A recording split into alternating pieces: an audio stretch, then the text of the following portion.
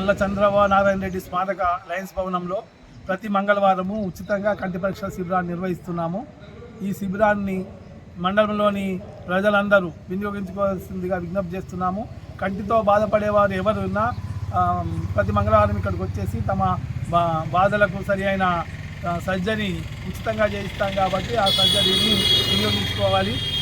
మండలంలోని ప్రతి కంటి బాధతో బాధపడేవారు ఎవరు ఉండకూడదనే లక్ష్యంతో ఈ లయన్స్ భవన్ను నిర్మించడం జరిగింది.